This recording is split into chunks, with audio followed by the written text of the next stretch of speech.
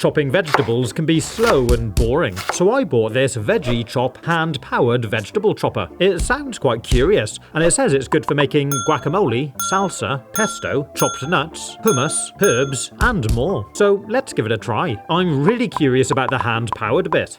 I mean, technically my knife's hand-powered, right?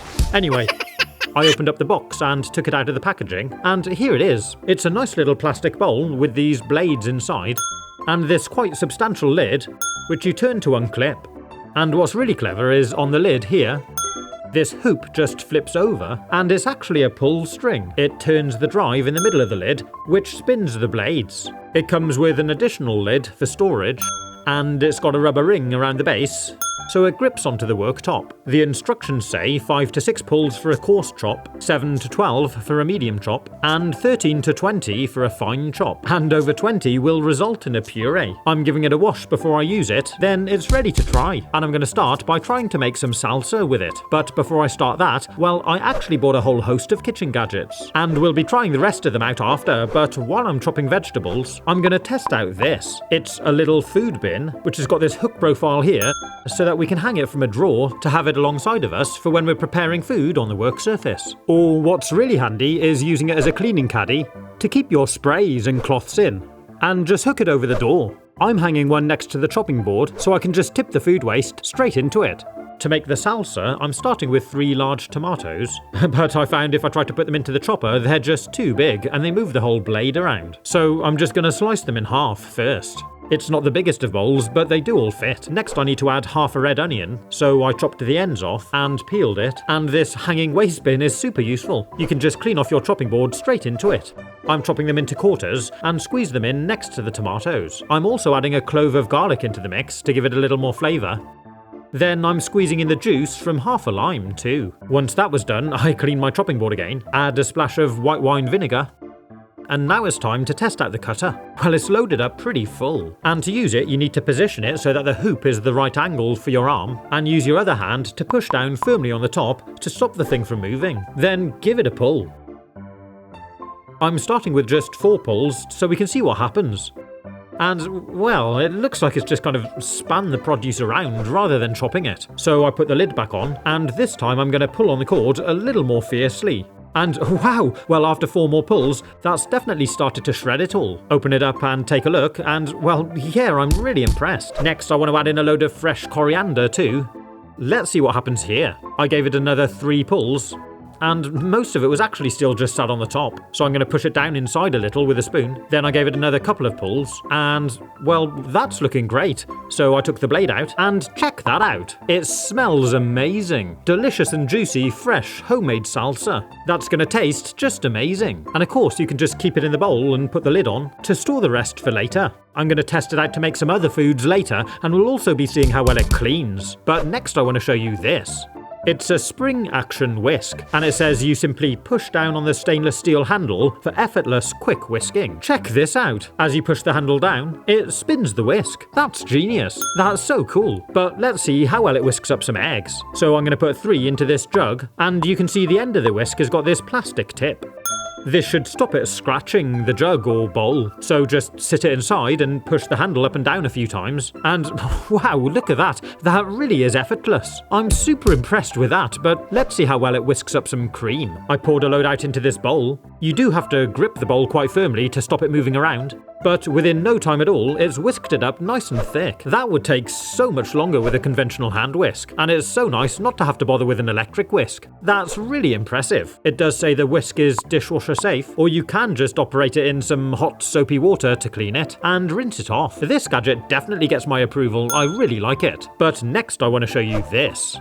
Open it up and remove it from the box, and you can see it's really well packaged. There's foam on the top and bottom, and it's all wrapped in bubble wrap. And inside, we've got this odd-shaped glass jar. You can unscrew the lid on this side. There's instructions inside, but on the bottom, this is just a silicone base for it to stand on. So, what's it for? Well, it's actually for pickles and olives. You know how when you want to take one out of the jar, you have to kind of fish around for one? They come out all wet, and they can be a little bit difficult to get hold of, especially as the jar starts to empty. Well, check this out. You just tip the whole contents into this new hourglass shaped jar, and all the pickling vinegar flows down into the chamber at the bottom.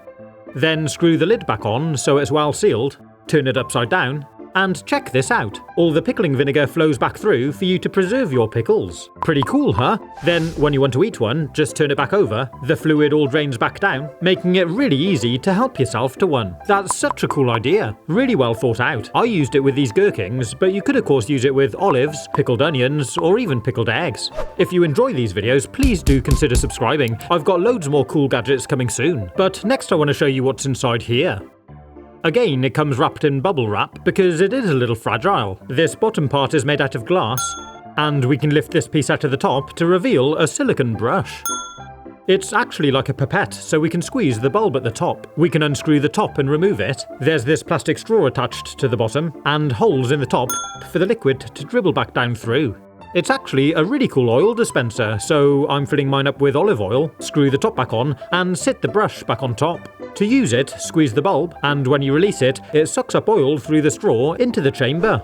Then lift it out, and we can use it for a whole host of things. You can just squeeze the bulb to dribble some oil out over your food, and if you need to refill it, just sit it back on top and give it another squeeze. There's even a measuring scale on the side, but the brush feature is really cool if you want to do something like greasing up some trays. Or if you're cooking and you need to oil up a pan, it works really well. Or even for brushing some oil on top of your food. But you don't just have to use it for oil. You could use it for balsamic vinegar, or soya sauce, or whatever you like. It's a really clever product, and I've got to say I really like it. And thankfully it all comes apart too, which makes it really easy to clean. Pretty cool, huh?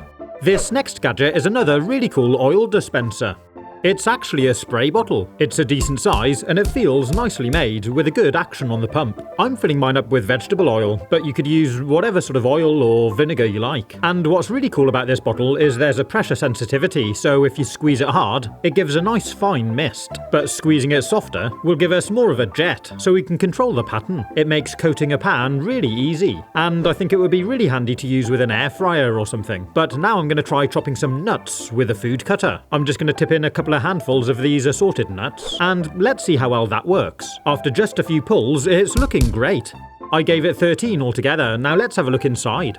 Well, yeah, that's really worked amazingly, and it's so simple to do. The next thing I'm going to try doing with it is make guacamole. So I put in half an onion, one large tomato, which I also cut in half, and I'm going to use this kitchen gadget for the avocados. You can use this part to slice around the middle, then split it open, and we use the teeth here in the jaw to remove the stone. That works really well. And this hoop here at the top is flexible, so we can use it for different sized avocados. You just slide it in between the fruit and the skins to cleanly remove it. I really do like this gadget, and I find it works really well. I'm hoping to put 3 avocados in altogether, but I'm running out of space in the bowl. So I'm just going to put the lid back on and try chopping this all down a little to make some more room. Just a handful of pulls, and it's already looking amazing. I used the avocado gadget again to do the others, then cleaned up my chopping board into the bin. Next I'm going to add half a red chili, and the juice of half a lime. I love making guacamole, it's always so delicious, and I think this gadget is going to make it really easy.